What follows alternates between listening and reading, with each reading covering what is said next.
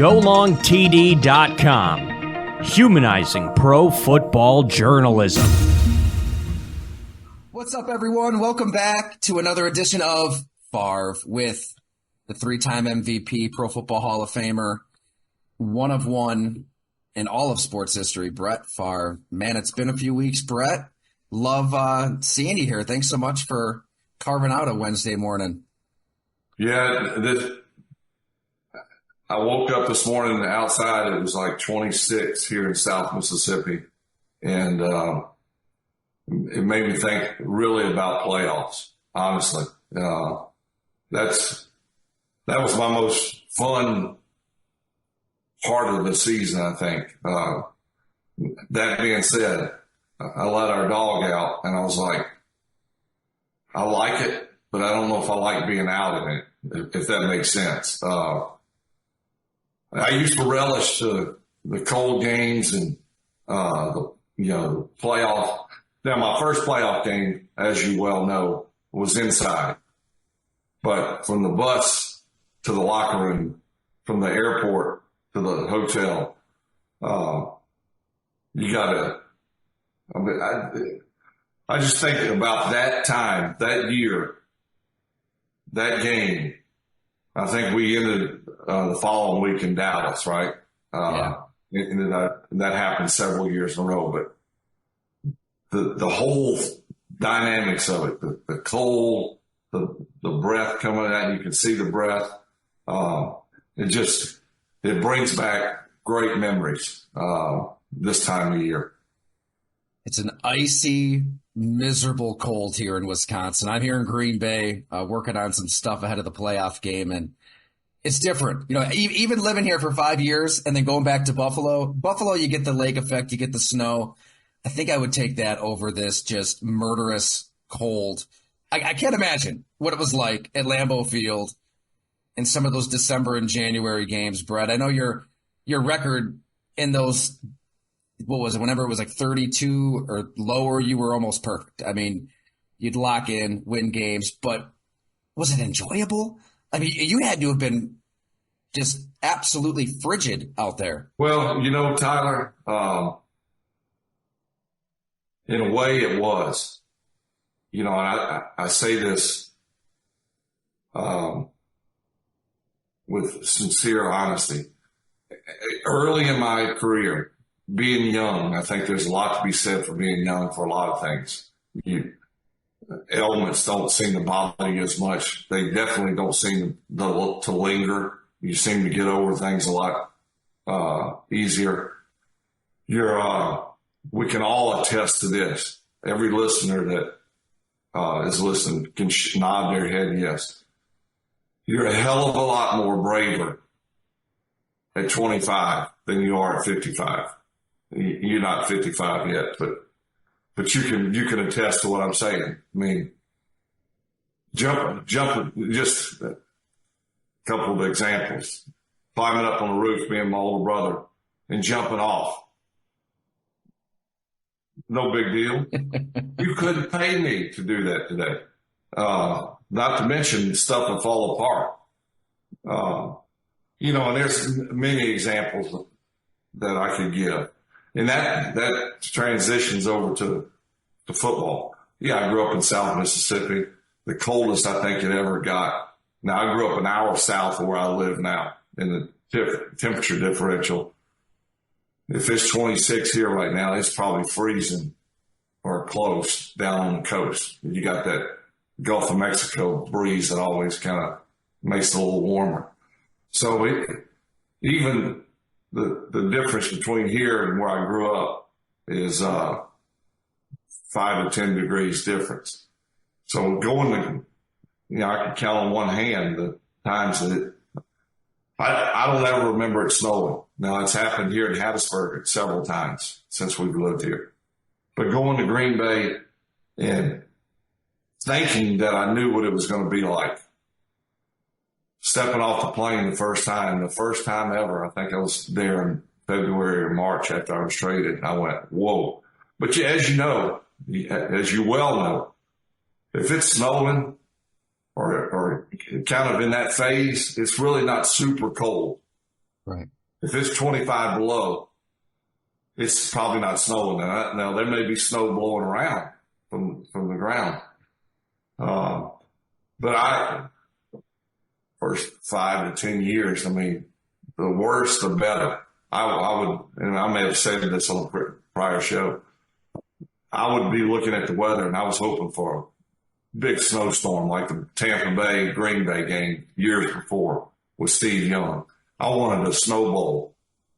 Never got it, but got some pretty nasty weather. And so I kind of look forward to that. Now, 25, I think it was 30 or 35 below wind chill when we played the Raiders, when Leroy Lambeau Leap was formed. I think it was 5 degrees temperature, 30 degrees below wind chill. It was cold, man. That's when Holmgren had the big frozen snot mustache on him. But then I got a little bit older, and then I would look at the weather and I would be like, don't be cold. Don't be, 30 degrees, fine.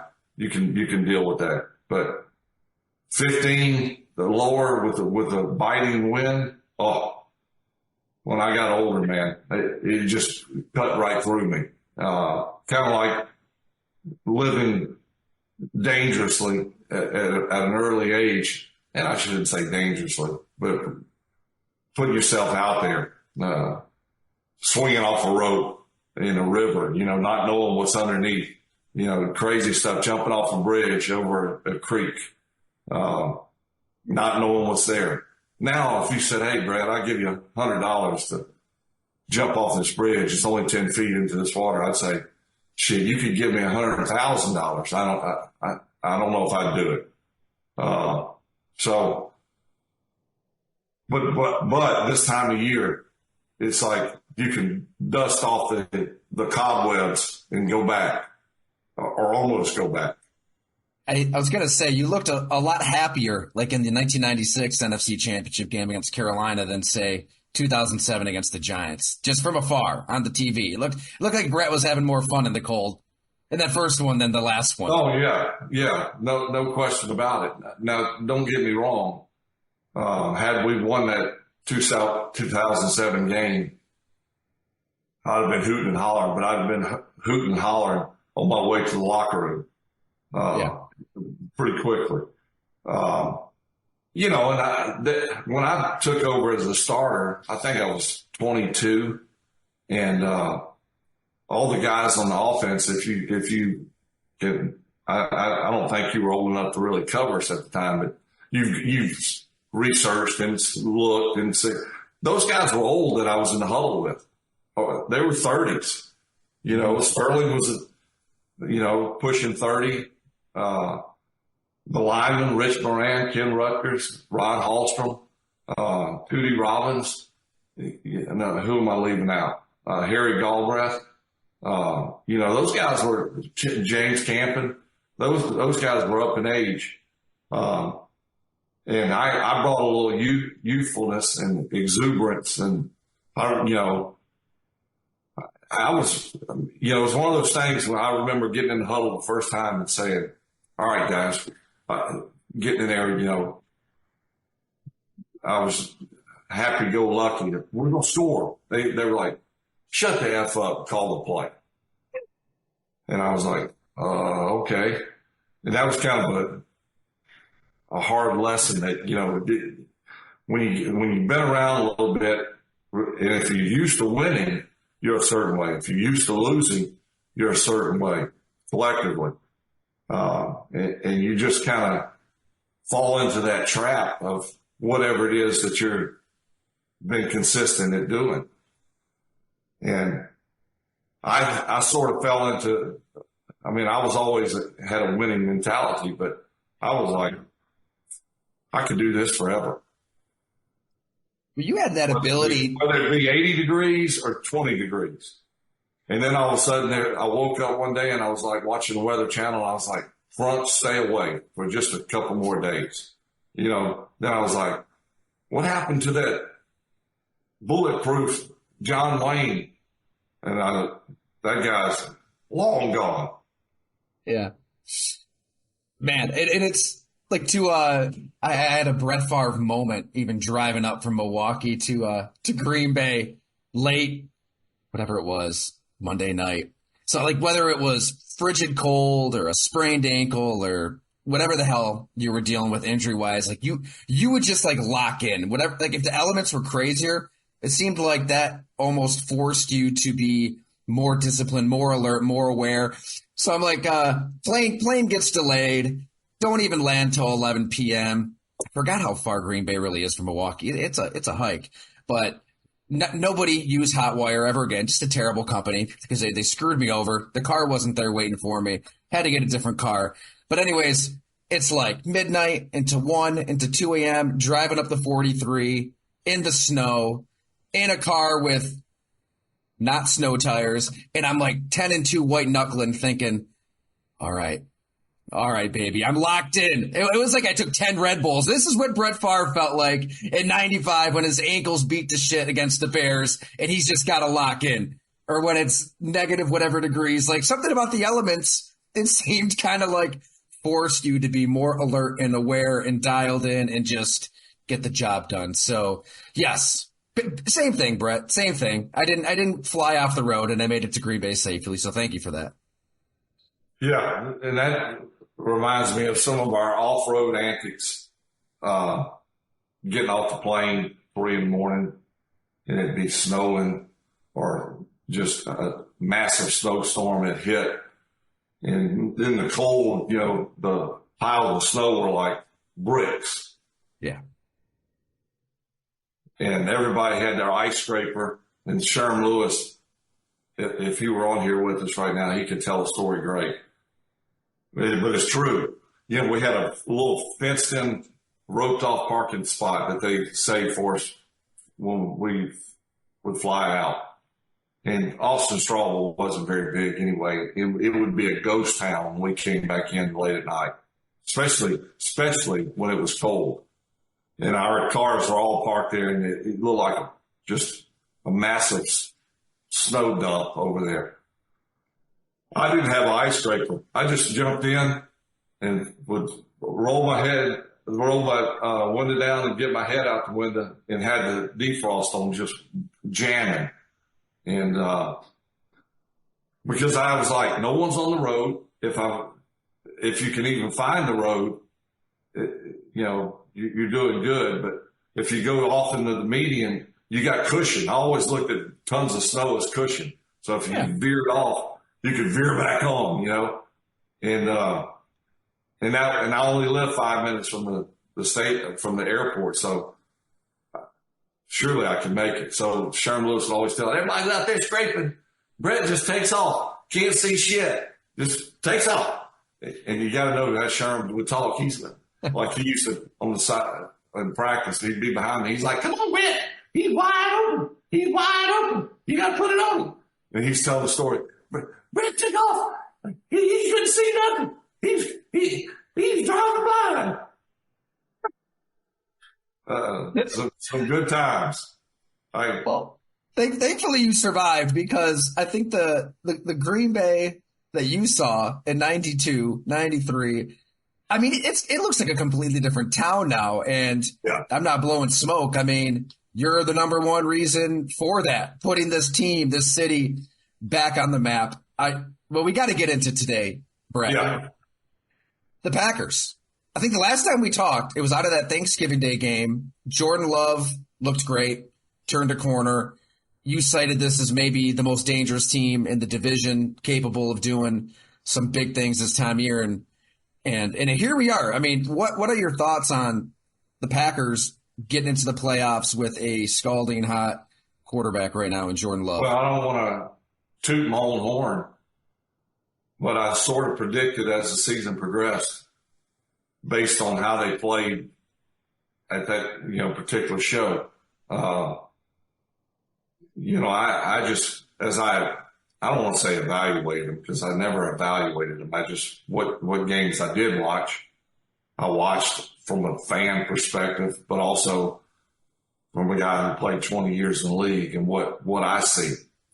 And, each game, even ones that they maybe took a step back from the fan perspective, I felt like they were slowly but surely getting better. Even in the games that maybe didn't look as well, you learn from those mistakes, or you don't. Some teams, some individuals learn from those mistakes, but you see some teams take 2 steps forward, 1 step back, 2 steps forward, 2 steps back.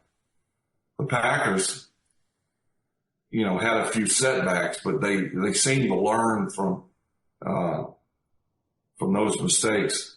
Not that they didn't make them again, but they were fewer and further between.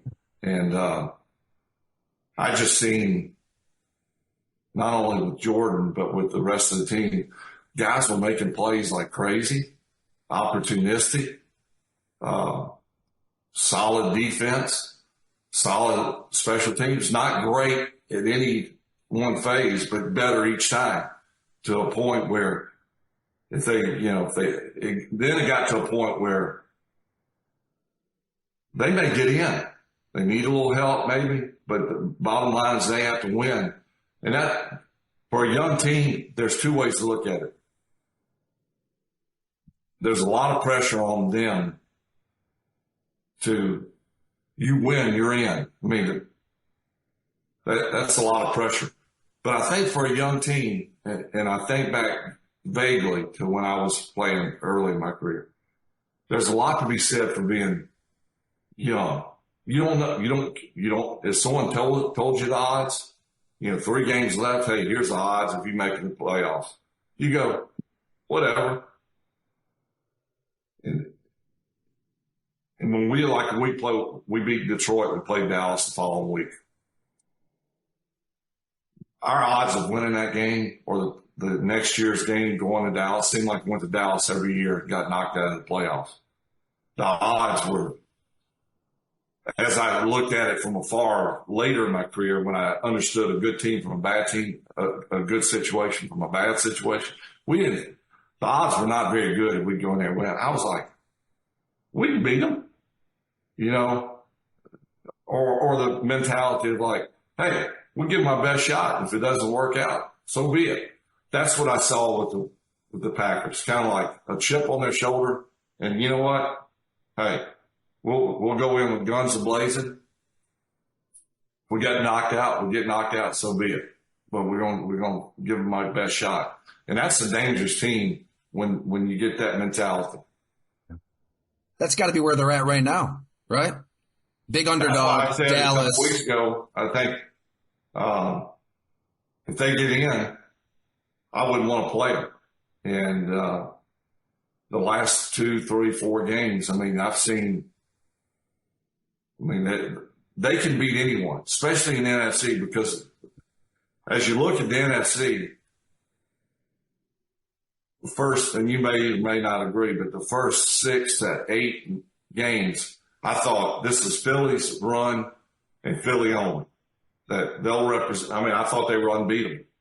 They look as good, if not better, than they did last year when they left off, which they easily could have and maybe should have won the Super Bowl. So I was like, this is Philly. The NFC is Philly and Philly only. San Francisco's a close second. But as you well know, since then, the chinks in the armor have grown in all those teams. And it'd be hard pressed if you had got someone's honest opinion, whether they're Dallas fans, whether they're 49er fans, if the honest opinion, who's the hottest team in the NFC going into the playoffs? I don't see how you could not say the Packers. I'm not saying that they'll go all the way or represent the NFC, but they're the hottest team in football right now, in my opinion. And Jordan Love is central to it all. I mean, and even before that Lions game, you were on this show putting it perfectly. Like, not disappointed, not dejected, not really down on Jordan, but just saying, look, sometimes you've got to make some chicken salad out of chicken shit. We need to see those quote-unquote make some shit happen throws. You're seeing those throws now this back half of the year. I mean, they're literally putting a clip of Brett Favre next to a clip of Jordan Love, feet off the ground, throwing it across his body, threading the needle. What goes through your mind when like the Fox broadcast or the NBC broadcast does that? And what are you really seeing in Jordan Love in terms of those make some shit happen throws that have put Green Bay in this position? I don't know.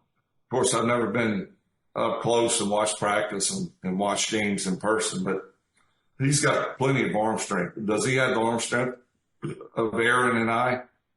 I don't think so, but that's not to say that he didn't have great arm strength, because you're seeing it. Both feet off the ground, making those type of throws is not normal. And it's hard to do and be accurate and make them work. But what I see from him is what I think if I were a coach or the GM, what I would hope to have seen for a guy who sat for quite a while, learned from maybe arguably the best playmaking quarterback in history, could make all the throws, made good decisions, had good statistics. And Jordan is a first-round pick, so everything points to he should take over and do fine. And that's what I'm seeing a guy who can make plays. What I do see that I like is he's, I wore my emotions on my sleeve, and I think that that's good. I don't think that there's a right or wrong way to play the game, but I think that being emotional to a certain degree can serve you well. But I also think that being cool, calm, and collective serves you well. And it seems like the guys respond well to Jordan. They love him. Again, I'm looking from the outside in, but they seem to play hard for him. They seem to pull for him. And you can see that. You can see it. Any fan can see that. And just like you can see the opposite, like they want to play. They don't necessarily care much about him. You can sense that. But Jordan seems to have the team on his back. They love him. He can make the throws. He's making good decisions. Statistics to me are great when you win. But you don't have to have them to win all the time. But he's putting up good numbers.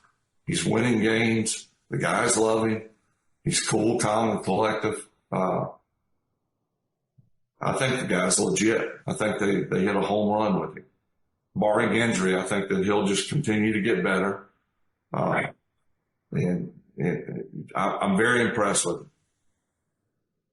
Isn't that wild, Brett?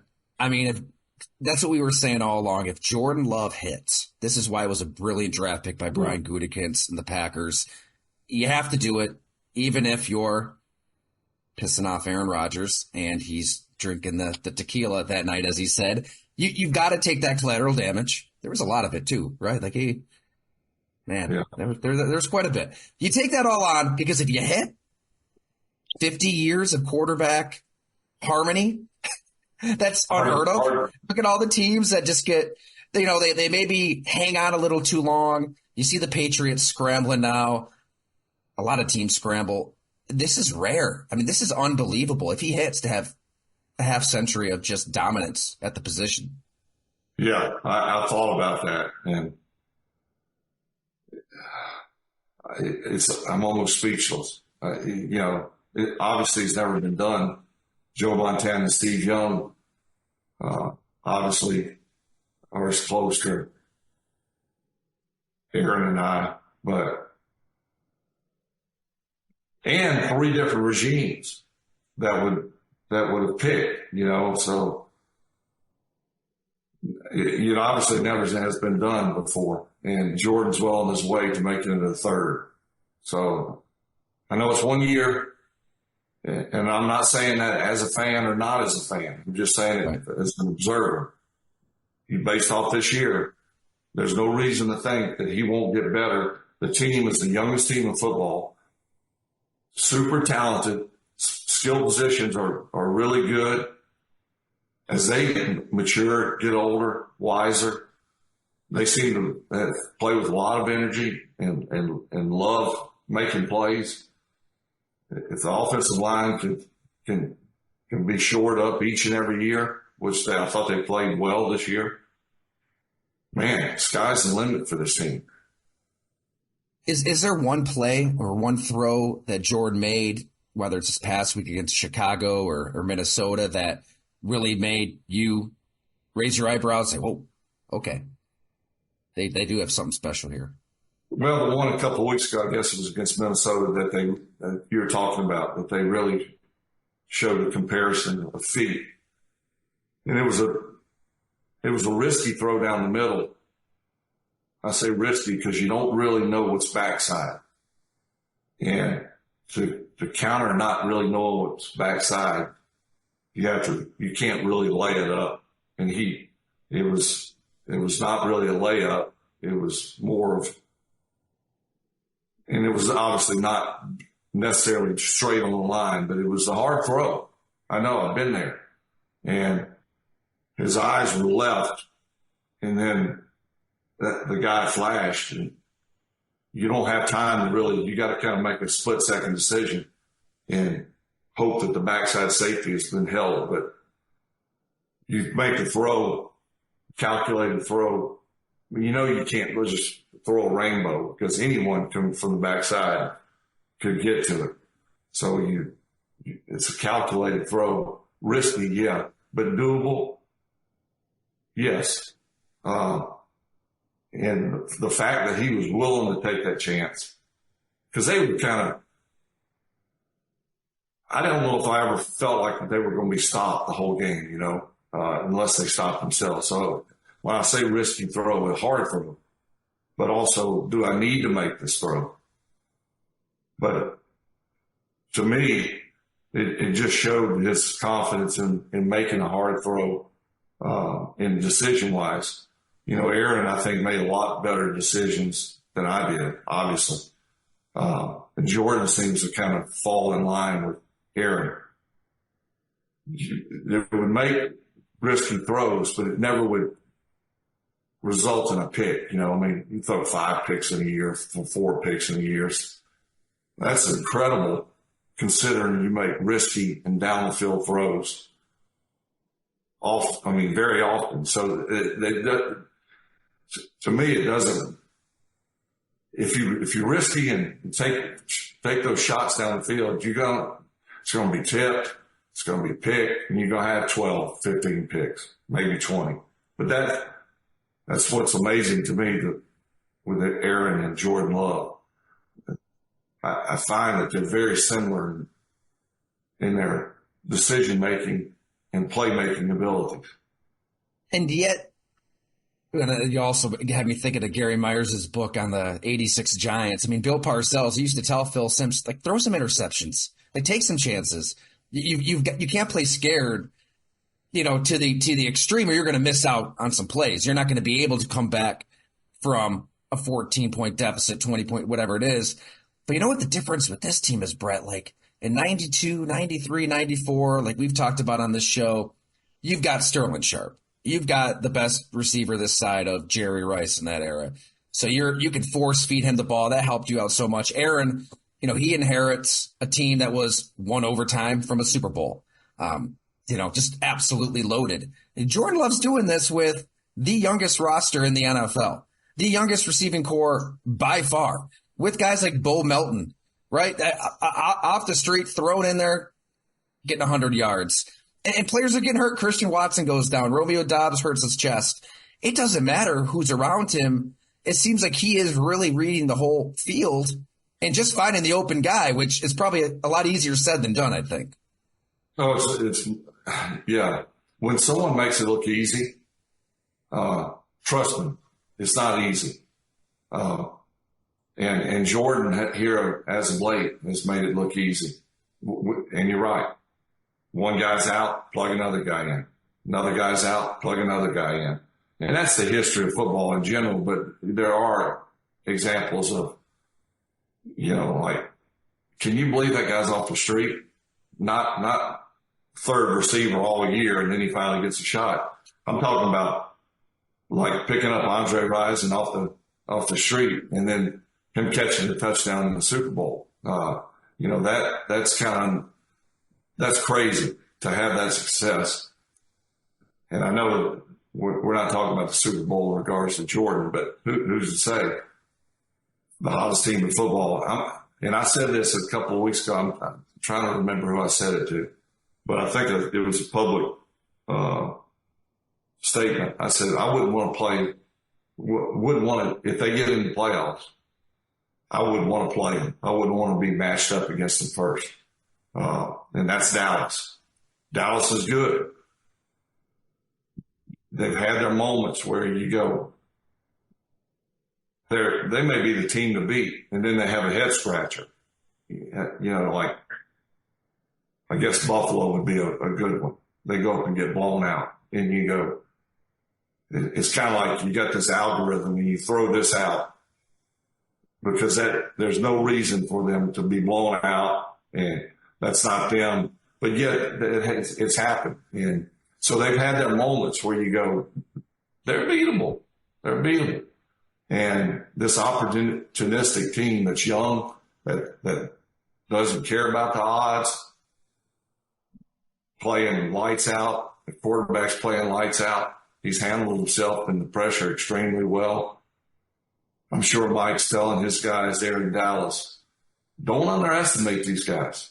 And I don't know how many guys are left that he coached, maybe a few. So the turnover is probably more so than familiar faces. But don't underestimate them, guys. Don't underestimate them because they will whip you. I'm sure that's what he's saying. Definitely should be saying. That's what I wanted to ask you too, Brett. What is possibly going through Mike McCarthy's mind right now? Because it's different in Jerry's world. There's a lot of pressure. He's holding those press conferences in the locker room. Nothing's guaranteed. You fall short again at home against Green Bay, your former team that sneaks in. Who the hell knows what Jerry is going to decide to do with Mike McCarthy's future? Or is it, so does he get tight? Does he get tense? Is it like, oh shit, there's a lot at stake here? Or maybe it's the other side of the spectrum and it's, man, maybe he wants to stick it to Green Bay. Maybe he's motivated. This is a team that fired him during the season, not too long ago. So motivation could be a factor for Mike McCarthy too. Yeah, and you probably know this. I don't. How many times has he played Green Bay since he left? Or has he? Once, twice, yeah. Not much. Obviously not in the playoffs, right? Last year at Lambeau, yeah. Not in the playoffs. Knowing Mike wears the emotions on the sleeve. I sort of liked that. I often tell people when I describe Mike,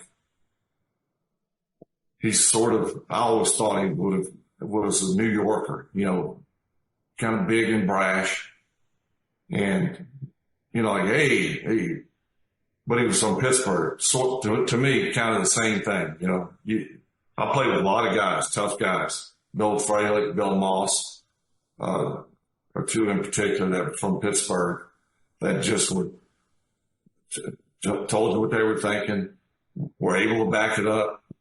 Fralick was I think he's in the Hall of Fame, close to it. Bill Moss was defensive lineman, had a great career. Both of them would fight and drop of a hat. McCarthy's kind of that way. And he's in there telling them, look, we got to be the first ones to hit someone in the mouth. I mean, I'm going back up, remembering games that we played in big games that Mike would come in and, I would be thinking to myself, don't peak too soon, Mike. Don't play the game yet. But I had that same feeling so many times in my career where Mike Holman would say, look, don't play the game yet. Don't play the game yet.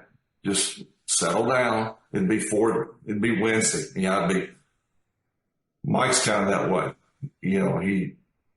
He's going to have them fired up and he'll be fired up. And I think he's matured enough. I'm just assuming he's been around and he was out of coaching. He's back in coaching.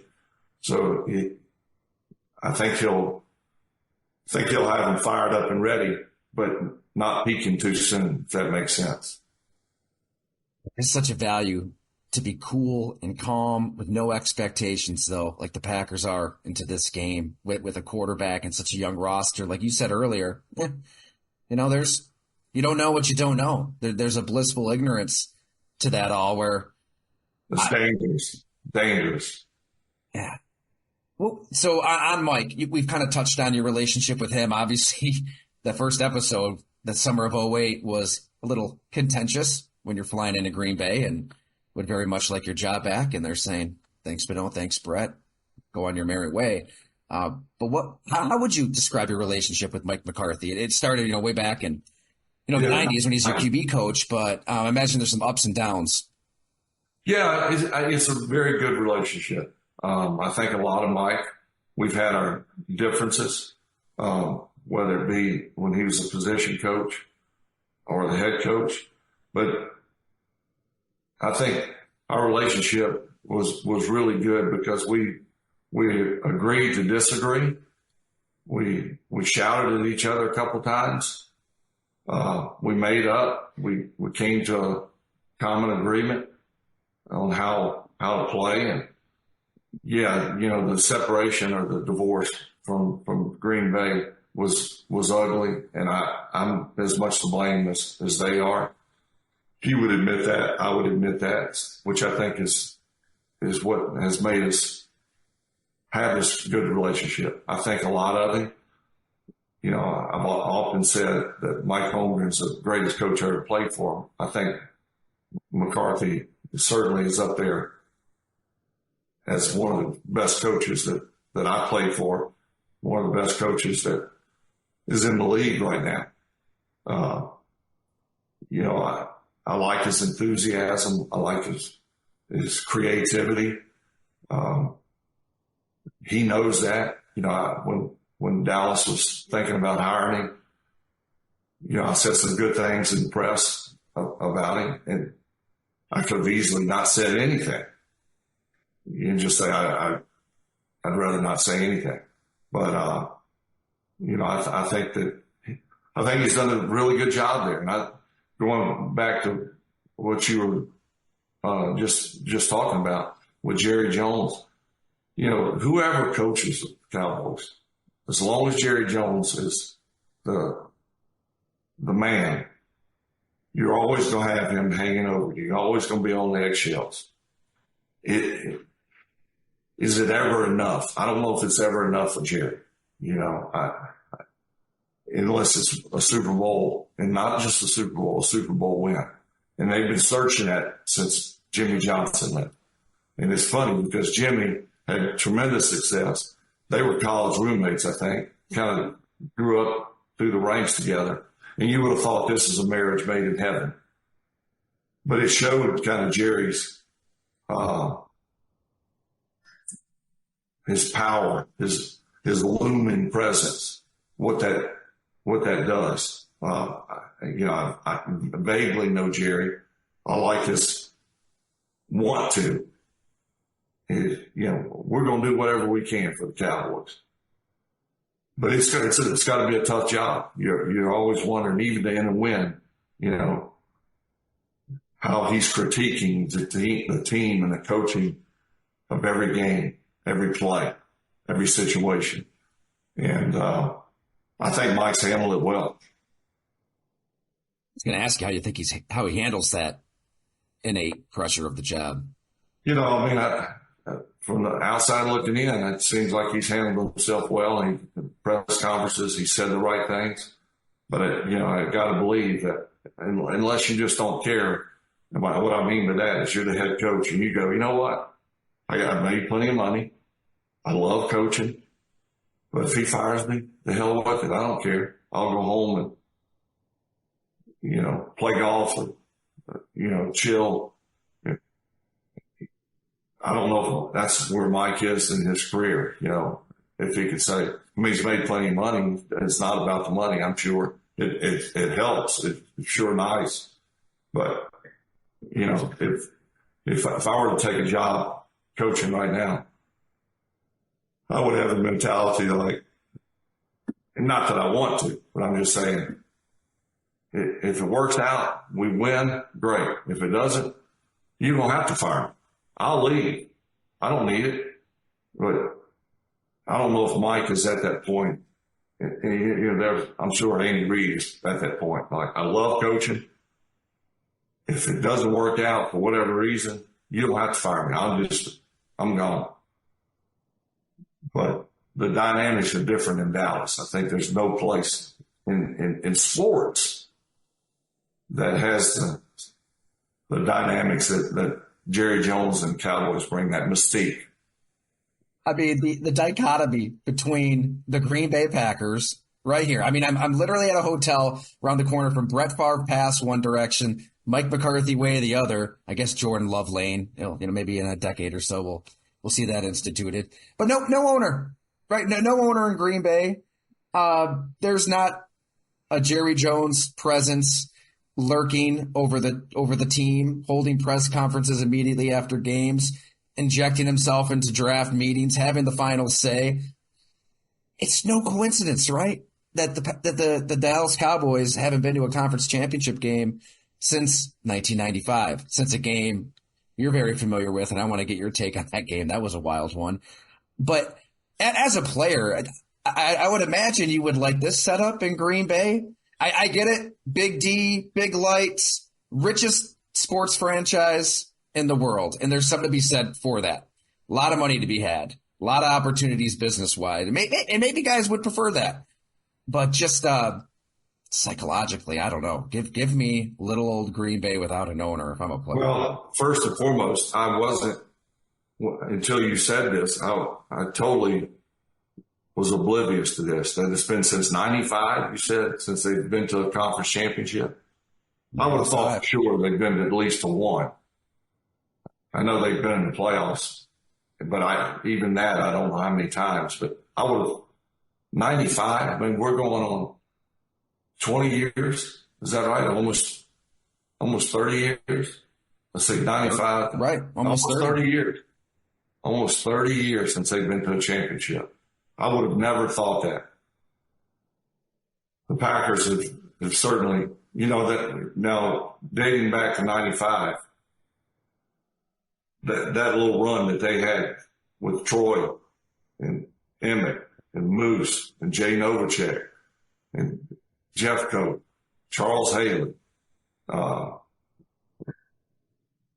Ken Norton, the list goes on and on. Alvin Harper, Michael Irvin,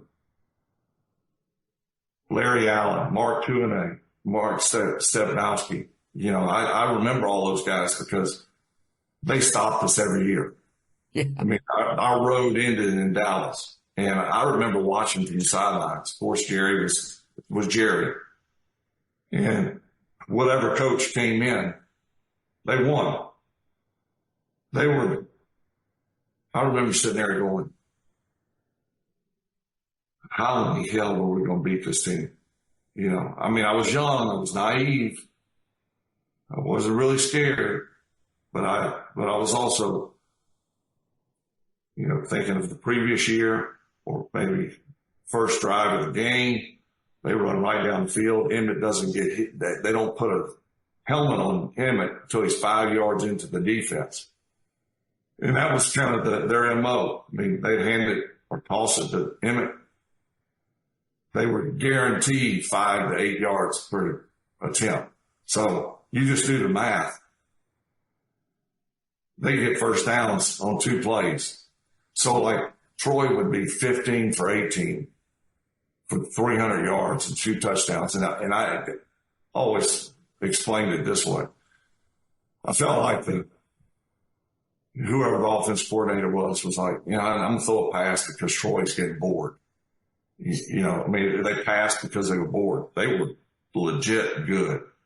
And then all of a sudden, boom, Troy's gone. Emmett's gone. All those other names are gone. And they've been searching for that ever since. And the pressure mounts each and every year. And Jerry, I think Jerry's always had his hand in the pot. And I don't know this for certain, but I can see a staff meeting and Jerry coming in to the staff meeting and saying, we got to do this. We got to run the ball better. We got to play better defense. True or not, that's unusual, Yeah. So the pressure has got to be enormous for a lot of reasons that we don't even know about. The obvious things I think everyone can say, yeah, Jerry's probably looking over, I don't like that play. Or he's got a direct line to the offense coordinator during the game. I want to see what the play is before it's called. That is, as crazy as it sounds, it may be true. And, imagine if you're the offense coordinator, you got to send the play to Jerry first before you call it. Yeah. I know it sounds crazy, but who knows? But I like Jerry. I like his enthusiasm. I just don't know if I'd want to coach under, especially head coach for it. A lot of pressure. But I think Mike's handled it well. That 95 NFC Championship game, that had to have been one full of emotions. You're the league MVP, the first of 3 that season. You're off of the win at Candlestick, riding high. And I'm thinking back, but man, you guys were just banging at that Super Bowl door. And the 3rd straight year, they end it in that title game. Take me back to that night in Irving, Texas, and what did that do for you guys? You got to refresh me. What was the score? To refresh my memory, what was the score? Was that the one where we lost by a touchdown? That's right. I believe it was 35-27. Yeah. Up here. Yeah, I think it was like a touchdown difference, if I remember. It was close. Yeah, 38-27. But it was close into the 4th quarter. You guys actually had the lead. Yeah, you guys were winning 27-24 into the 4th quarter. If I remember correctly, it was back and forth. It was like tennis. Big play for them, big play for us. Big play for phenomenal game. It was an all-time game. I think it was one of my, if not my best game at Dallas, period. Because we played there a bunch. And I think our playoff run was ended like that was the 3rd year in a row. I think that 93, 94, 95, our season ended in Dallas. And we played them on Thanksgiving one time as well down there. Maybe more than once. But that was probably the best game competitive-wise of all of them. And, I remember previous week going to San Francisco and really thinking, I don't know if we can beat these guys. I was in Holmgren and I used to talk about this a lot early in my career. Don't worry about who you play. Don't worry about how good they are, how bad they are, because that can steer you the wrong way. You're playing a bad team. You think this is going to be easy. You over inflate your, how good you are. And then you take it for granted. And maybe you don't study. Maybe you don't prepare as hard. The flip side is you overdo it. You don't think you can win. So you got to grind. You should grind all the time, but you prepare best you can and you just go play. And if it works out, great. If it doesn't, it doesn't. And that's kind of what he was saying. But when we beat San Francisco, I think everyone to a man felt like we're legit. We just beat San Francisco in the playoffs. And I don't know if that had been done more than once in the last 20 years. As good as they were, I think the only time was Dallas beating them like the year before. The year before that, I can't remember. So let's go do it. And it was a much better game than previously had been played on our behalf against Dallas. They had their way with us. We 35-7, whatever. And, I think everyone was like, Packers are good. Dallas is great. And they went on to win the Super Bowl. And, that 95 game was like, we're here to stay. And each year we're creeping up on them. And I think that was kind of at least how how I felt, and I think the rest of the Packers felt, like we're getting close. And next year we obviously won it. But that was the best team I ever played against, was those Dallas teams, just hands down. I mean, they were legit. They were so good. It was like at any point one guy, you say, all right, I need 2 yards. He can get you those 2 yards. So I said, we need to complete this pass to run the clock out. Troy could easily do it. It just seemed so easy for them. They were effortless. Their wins and their drives and their defensive schemes. They just, with that game, we gave them our best shot. And I just remember as bad as I felt after the game on the flight back home in that off season, I just felt like that was our coming out party. Like we're here to stay now. Psychologically, I remember it's a different sport, obviously, but what you went through against the Cowboys had to have been so similar to like a Michael Jordan against the Detroit Pistons, right? Just a half decade prior, where he's getting to the playoffs and getting beat by the bad boys and wondering, how in the hell can I get past this team?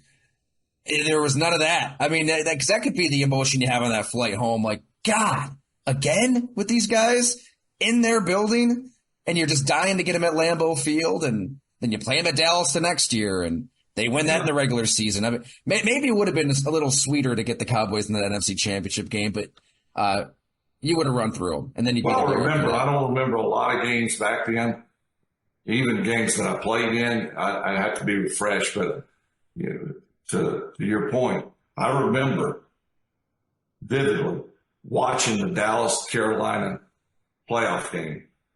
And if Carolina won, we were going to play Carolina at home. If Dallas won, I can't remember. We may have gotten Dallas at home, but you would have had him at Lambeau. I'll be honest with you. I was pulling for Carolina. Even though I wanted Dallas at home, in the back of my head, I was thinking, if they win, they're going to, and I think Switzer may have been the coach at that time. I think psychologically, I was thinking all these things in my head. I was thinking, I want Carolina to win, because even though they had a lot of veteran players, I thought they did a great job in free agency. Kevin Green, Sam Mills, a lot of other guys, Wesley Walls. I mean, there was a bunch of guys, older guys, veterans. Why had gotten to this point, which was nothing short of amazing. But I'd rather play them than the team that's put us out every year, because I felt like if we end up playing in Green Bay, I think we'll have the advantage. But the advantage that they have is the psychological edge. I can see Switzer saying they don't think they can beat you. They may say they can. They may act like they can. But until they do it, they can't. They can't get over that. You're the thorn in their side. And that's certainly how I was thinking. So I was like, come on, Carolina. Now, Carolina wasn't a pushover, but nonetheless, they had to come in and play us. They didn't have the mystique that Dallas had over us, so we got, at least I got my wish. We got to play Carolina. It was colder than hell. Would we have beaten Dallas? I don't know, but I'd rather try Carolina instead. That's hilarious, because I think the fans in the stands, if I remember correctly, they were chanting, "We want Dallas," and you're probably standing there like, "No, guys, all right, let's quiet it down. Not all of us want Dallas, but we'll take Carolina." Yeah, it's funny how mentally you play these games in your head, throughout the season. Whether it be something individually or you're thinking from a team perspective, like, okay, if we do this and they do that, then we'll end up playing this team. Or you start thinking about the weather. You just play things out. When honestly, you can't control any of it. You can't control any of it. And Holmgren would say this all the time. And that's one of the reasons he was the greatest coach. He had early in my career, he has a way of putting things in perspective that maybe I didn't sink in at the time, but sometimes it did, sometimes it didn't. But later on in my life, my career, it was like, now I get it. Not that I didn't get it at the time, but you're 23. You got it figured out. You're hard-headed. My talent, I can throw it through them. Sometimes I would do it. Sometimes I wouldn't. But, every time it worked, it just solidified my decision to do it again. But later on in your career, I found myself coaching, like helping the guys out. And look, I need you to run it this way. We need to do it this way, or recommending things to coaches based on my success or our success early on. And you play 20 years, you can imagine the Rolodex of things that come through your head daily. And Homer would always say, don't look at who's playing defensive end. Don't look at who's playing linebacker. You can't block them. You can't worry about if they're coming free. I mean, you can, but what good is it going to do? You got to stand in there and make the play. Get out when you can get out. Don't see ghosts. And I would say, what is he talking about, seeing ghosts? And then later on in my career, it dawned on me. Well, thinking of the guy, like I saw that the corner was blitzing. And you look at the film, the corner was 10 yards off. He's playing cover three. That's seeing ghosts, seeing guys blitz that there wasn't nobody. And, like early in my career, I would scramble and make a play. And Holmgren would watch the film the next day and he'd be like, what are you doing? It would be a good play, but it was totally uncalled for. Why'd you leave the pocket? I saw the backside backer blitzing. We'd watch the film. He's dropping in coverage. And I would be like, I thought, don't see ghosts. Don't see ghosts. And he would say that all the time. And then later in my career, I was like, I know what seeing ghosts is like. It's just funny how things dawn on you later in your career. If you're fortunate enough to play long enough, it should at some point go, now it makes perfect sense. And I would always tell Holmgren later on after he was gone, I'd say, I know what seeing ghosts means. And he's like, well, it's about damn time you figured it out. It just took a few years. Yeah. But shit, that's probably what Matt LaFleur's telling Jordan Love right now, because I got to think Dan Quinn, Dallas Cowboys of today, are going to try to confuse the hell out of him in their house with the noise behind him. They're going to try to confuse Jordan Love, and Love's had an answer for everything the last few weeks. What do you anticipate with that cat and mouse game? And we got to get a prediction out of you, Brett. Well, I think Matt has done a really good job of, and I don't know if it's Matt, I don't know if it's offensive coordinator or collectively. You got a young team. You want, in my mind, if I got a young team, very talented young team, but raw and young, the first thing I want to do is simplify what I'm doing offensively. Put my guys in the best situation for them to excel. And if one guy is like a Sterling Sharp or an Antonio Freeman, football smarts guy, I can give him more to digest on the play. In other words, like maybe you got a hook route with your Z outside, but against press coverage, that hook route turns into a speed in, like a crossing route. If it's cover 2 man, where the guy's playing man coverage, bump and run, but inside leverage and doesn't let you get inside, that hook now goes to a speed out. So you push like you're going in on that speed in, but you return back out because it's 2 man. The weakness is outside. But if you don't have a guy who, not from a knowledge standpoint or experience standpoint, can do that on the fly, say they show the press man, and at the snap, the guy backs out of the coverage. Well, that hook should stay on. But some guys can't read on the run. So my point is, knowing your personnel, knowing the environment you get ready to play in, it's going to be loud. Communication is going to be at a minimum at best. You may see ghosts, going back to now. And I'm just thinking, LaFleur, offense coordinator, sitting down thinking, okay, is it realistic that our guy can make the read on the fly with a loud 100,000 people just screaming? Or is it better to just have him run a particular route and let Jordan determine open, not go to this guy, go to my next read?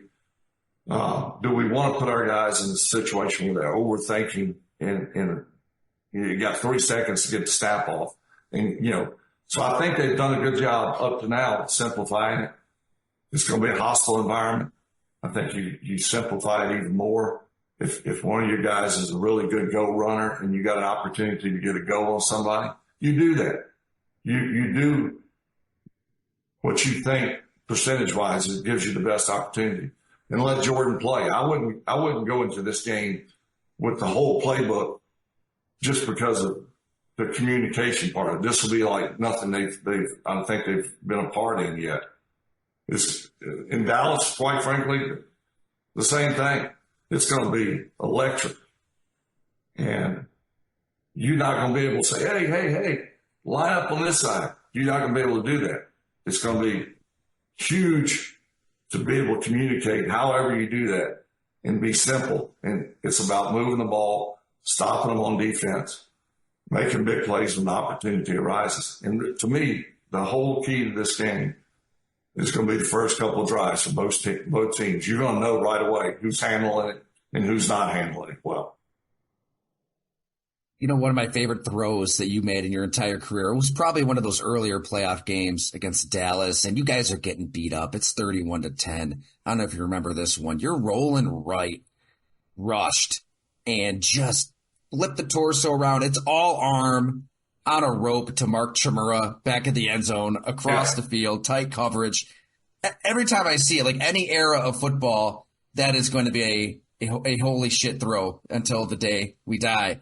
I feel like if Jordan Love can make any throw remotely close to that one, it's going to take something special out of the quarterback in that stadium against this team to pull the upset. But I think he can do it. Like, do you remember that throw? And I mean, maybe that's the key. It's just Jordan Love overwhelming these guys somehow. I remember a few throws in my Dallas games down there. That one probably ranks first on the list. Second would be rolling to the left, turning my shoulder, hit Sterling in the back of the end zone. But yeah, the one to Chmura was like did he do that? Well, he what? Because rolling to the left and throwing back across your body is equally as hard as running hard right and throwing back across your body. You lose the torque aspect of it that you gain with going to the left and opening your hips and using your whole right side to torque it. You lose that. So, yeah, I remember that throw well. But I agree with you. I think quarterback play is always paramount. But I'm not saying they have to score the first drive or the second drive. He has to have poise, and they can't go three and out. Even, 6 plays the first drive is better than nothing. They got to show a little bit like we're moving the ball and we're creeping up there. And defensively, I'm not a defensive guy, but they got to come up with some plays, some stops, but maybe a pick, a fumble. And I think that they can do it. They just need to play solid and, it doesn't have to score. You don't have to score the first drive, but you got to show a little promise early to make Dallas go, this ain't going to be a pushover. Yeah. And if they can kind of inject that early, they have a shot. Perfectly said, Brett. Man, this was phenomenal. I can't thank you enough. Breaking down Jordan Love, Packers, Cowboys, with little Jerry Jones and Mike McCarthy, too. This is always fun. Thank you so much. Hey, if the Packers make the playoffs, we got to do it again. Superstition. I mean, if they make it to the next round. Hey, you're predicting a Packers win here, right? I mean, I know there's way more Packer fans probably listening than Cowboys, and it might seem like you're pandering, but if I were to put you on the spot. My first impulse would say Dallas is going to win just because the young team with Green Bay, Dallas is a little bit more mature, but I'm going to say Packers are going to win because they're the young team and they have nothing to lose. And Dallas is not as good as the Aikman teams. I mean, they're beatable. Definitely beatable. And the Packers are the hottest team in football right now. So I'm not even saying it's an upset. I think that they'd go in there and beat them. Good note to go out on. Thank you so much, Brett, and we will absolutely be doing this next week, preparing for the next game. I'll just say it. There you go. Yeah, sounds good, Tyler. See you next week.